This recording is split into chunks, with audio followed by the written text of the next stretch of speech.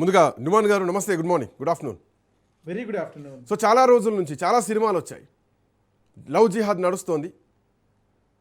హిందువుల అమ్మాయిలను టార్గెట్ చేస్తున్నారు, హిందువుల అమ్మాయిలను పెళ్లి చేసుకుంటున్నారు, బలవంతపరుస్తున్నారు. ఇట్లాంటి కాశ్మీర్ ఫైల్స్ కానీ కేరళ ఫైల్స్ కానీ చాలా సినిమాలు వస్తూ ఉన్నాయి.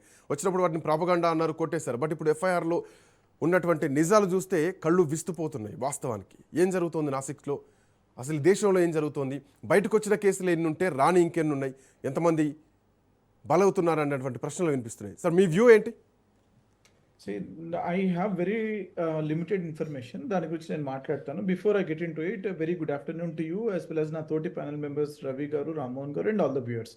ఏదైతే మనం మాట్లాడుతున్నామో టీసీఎస్ కన్వర్షన్ రో అని చెప్పేసి నాసిక్లో గత 2-3 రోజులుగా జరుగుతున్నటువంటి ఒక స్టింగ్ ఆపరేషన్, దాంట్లో జరిగినటువంటి కన్వర్షన్ గురించి మనం మాట్లాడుతున్నాము. Let us understand what the constitution says. Article 25 freedom of religion ఉంది. అంటే ప్రతి ఒక్క భారతీయుడికి, ప్రతి ఒక్క భారత పౌరుడికి తనకు నచ్చినటువంటి రిలీజియన్ని ప్రాక్టీస్ చేయొచ్చు, ప్రొఫెస్ చేయొచ్చు. వారు ఆ యొక్క రిలీజియన్ని, వారి యొక్క రిచువల్స్ని వారు ముందుకు తీసుకెళ్లొచ్చు. ఇది వాలంటీర్లీ చేస్తున్నటువంటి ఒక వ్యవహారం. అంటే ప్రతి ఒక్క భారత బలవంత మత మార్పిడి ఎంతవరకు కరెక్ట్? అంటే లొంగ తీసుకోవడం, బెదిరించడం, భయపడడం. నేను వస్తున్నాను. మనకు భారత రాజ్యాంగం ఇచ్చినటువంటి రైట్స్ గురించి నేను ఫస్ట్ మాట్లాడుతున్నాను. నాకు రాజ్యాంగం ఇచ్చినటువంటి ప్రతి ఒక్క భారత పౌరుడికి వారి యొక్క ఇష్టం వచ్చినటువంటి రిలీజియన్ని వారు ఫాలో అవ్వచ్చు అని చెప్పేసి భారత రాజ్యాంగం క్లియర్గా ఆర్టికల్ 25లో మనకు చెప్తూ వస్తుంది.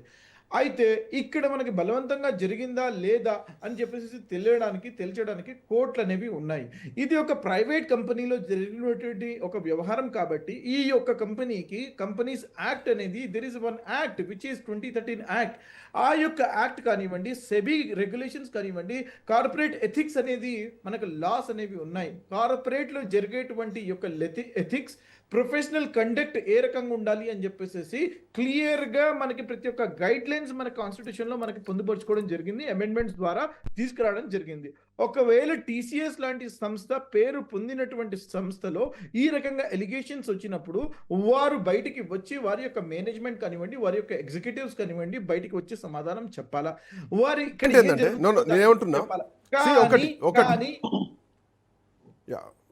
వన్ సెకండ్, అంటే మీరు అంటున్నారు వాళ్ళకి అంత ఇబ్బంది అయితే వాళ్ళు వెళ్ళి మేనేజ్మెంట్కి కంప్లైంట్ చేయాలని చెప్పేసి. సో కంప్లైంట్ ఎవరు చేస్తారు? హెచ్ఆర్ దగ్గరికి వెళ్ళి కంప్లైంట్ చేస్తారు. But the HR is Nida Khan, she only handling the team and she giving the target. So వాళ్ళు టార్గెట్ ఇస్తే ఒక 5-6 మందికి, వాళ్ళ పేర్లు కూడా ఉన్నాయి, ఆ 5-6 మందికి టార్గెట్ ఇస్తే ఈ టార్గెట్ ప్రకారం ఆ అమ్మాయిలను టార్గెట్ చేస్తున్నారు, వాళ్ళను మత మార్పిడికి ఇబ్బంది పెడుతున్నారు, వాళ్ళను సెక్సువల్ హరాస్మెంట్ చేస్తున్నారు. సో ఇవన్నీ ఎఫ్ఐఆర్లో నమోదైనటువంటి అంశాలనే ఈరోజు మనం మాట్లాడుతున్నాం. మీరు అంటున్నారు కంప్లైంట్ చేయాలని, బట్ కంప్లైంట్ తీసుకునే వాళ్ళే ఆ పొజిషన్లో ఉన్నారు. She was, let me correct you, Nida Khan అనే వ్యక్తి, she is not into HR, she is just a manager. What I am trying to say is ki management ఉంటే తను tier 3 ఉందో, tier 2 ఉందో, tier 1 ఉందో చూడాలా. There is always somebody in the executive, there is a CEO, there is HR head. వారిని reach out అవ్వండి. Executive, C level ఎగ్జిక్యూటివ్స్కి వెళ్ళడం ఇప్పుడు ఒక పాయింట్ హరాస్మెంట్ చూస్తారు కానీ దాని వెనకాల లవ్ జిహాద్ ఉందా, దాని వెనకాల మత మార్పిడి ఉందా అన్న విషయం వాళ్ళకు కూడా అర్థం కాదు. ఓకే, బట్ కుట్రకోణం అనేది ఇన్వెస్టిగేషన్లో బయటపడుతుంది. ఇది బయటపడ్డది ఇప్పుడు. సో బయటపడ్డ తర్వాత కూడా దాన్ని యాక్సెప్ట్ చేసేటువంటి మైండ్ సెట్ మనకి ఎందుకు రావట్లేదు అనేది ప్రశ్న. ఎవరినైనా బలవంతంగా జరిగినప్పుడు ఇట్ ఈస్ ఎ క్రైమ్. ఎవరిని కూడా బలవంతంగా ఈ రిలీజియన్ని ఫాలో అవ్వాలని చెప్పేసి చెప్పడం కానీ, ఎవరినైనా బలవంతంగా జై శ్రీరామ్ అని చెప్పేసి చెప్పమని చెప్పేసి బలవంతం పెట్టడం కానీ, ఎవరైనా బలవంతంగా వందే మాత్రం అని పాడమని చెప్పడం కానీ, that is a crime. Somebody can come up and somebody వారికి నచ్చినట్టు విధంగా రాజ్యాంగానికి అనుగుణంగా వారు ఉండొచ్చండి. ఎందుకంటే ఈ బీజేపీ వారు మాబ్ లించింగ్ గురించి మాట్లాడరు, బీజేపీ వాళ్ళు హేట్ స్పీచ్ గురించి ఎందుకు మాట్లాడరండి? ఎందుకంటే ఈ సెలెక్టివ్ అవుట్ రీచ్ ఎందుకని చెప్పేసి నేను అంటున్నాను. నేను మీకు అక్కడ జరిగిందని నేనేమంటున్నా, మీరు అంటున్నారు ఏంటంటే బలవంతంగా మత మార్పిడి చేస్తే తప్పు, ఎవరికైనా మతం మార్చుకునేటువంటి హక్కు భారత రాజ్యాంగం ఇచ్చిందంటున్నారు. దానికి ఎగ్జాంపుల్ ఏఆర్ రెహమాన్ మత మార్పిడి ఆయన చేసుకున్నారు, ఆయన ఇష్టంతో పోయారు, దాంట్లో ఎవరేమీ అబ్జెక్షన్ చేయలేదు.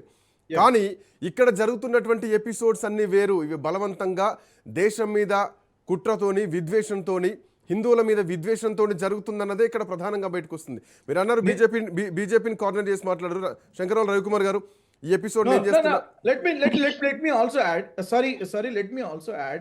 మనం ఏదైతే ఇది చేస్తున్నామో దీని ద్వారా it is a private company. నేను యాపిల్ కంపెనీలో వర్క్ చేస్తున్నప్పుడు మా దగ్గర టీసీఎస్ ఎంప్లాయీస్, నా దగ్గర దాదాపు 50-20 ఎంప్లాయీస్ ఉండేవారు.